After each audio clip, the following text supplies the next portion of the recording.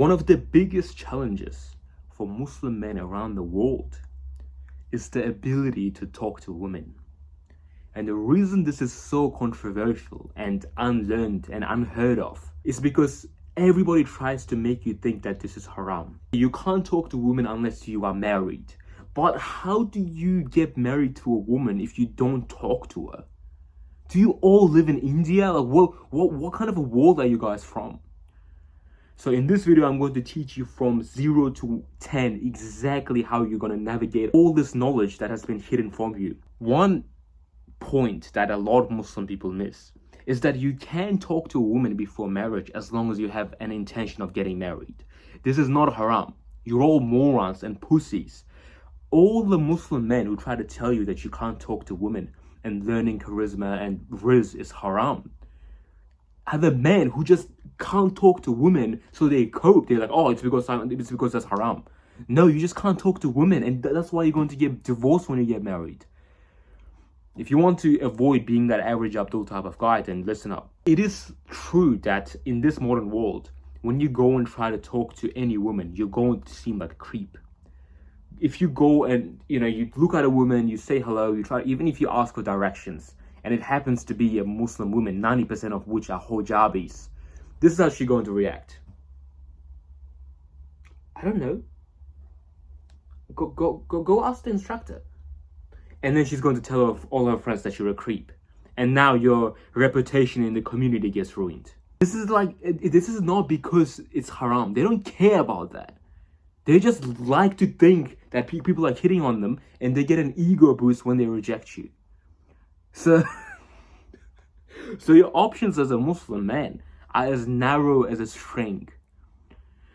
How do you navigate this situation? Just imagine, put yourself in the average Abdul's shoes, right? You don't have a family who can get you married. You don't know how to get married. What do you do? What do you do?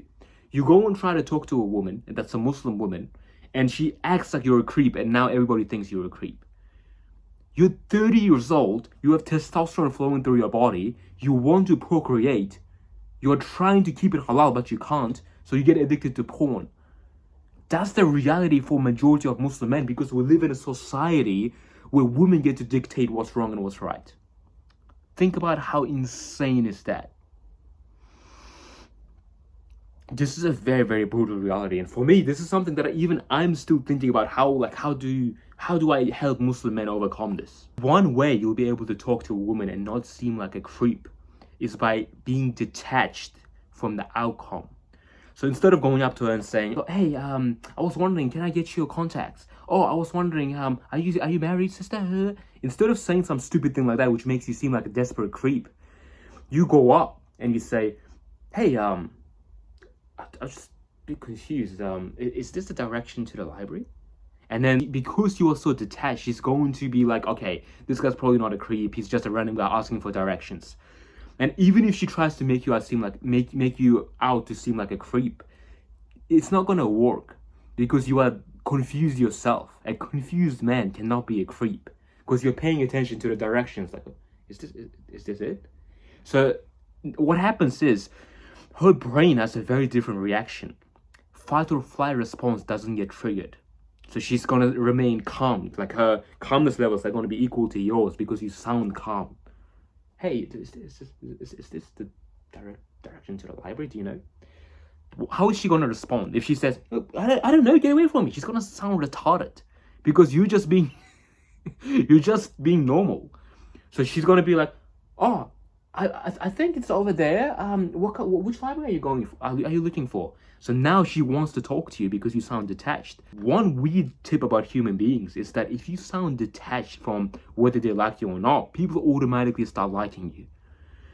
And then you start to have a conversation like, okay, is that it? But by the way, do you go to that mosque near my suburb? Have I seen you around? She's like, oh, I don't think so. What's your name? Now you're in. Now you have a genuine chance to marry her. Doesn't that blow your mind that just this small tweak of your tonality is enough to get you into a really genuine, like, interest-filled conversation with her? This leads me on to step 2, which is don't try to marry her right away. The first phase is to qualify if she's a good woman or not. You ask her, like this is after you've sort of become friends or whatever, right? You started talking a bit. Do you feel like, in this crazy world, do you feel like you make a good wife for a good Muslim man? And now she's not trying to, she's not trying to assess you. She's trying to justify to you and herself subconsciously that she is a good wife for a good Muslim man. She's gonna start saying things like, oh yeah, my family raised me really well. I don't understand these women who like to party. I'm actually a very good woman. She's explaining to you why she's a good wife. And now you keep asking her, like, okay, that's very interesting. I mean, since you are such a good Muslim woman, I always wonder, why can't a woman like you find a good Muslim man? And now she's thinking, why am I single? Oh, it's actually because all Muslim men look for this type of woman who's like really loud, and I'm not the type of woman that's why I'm a good Muslim woman. And now you're like, oh really? That's weird. I thought all men like that kind of woman. I personally always loved them. Bro, that is halal Rizz. You are trying to marry her. That's not haram. You are trying to see if she's a good woman for marriage and then hopefully marry her. This is not haram by any means. Anyone who tells you this is just a pussy who's going to get divorced 2 months into the marriage.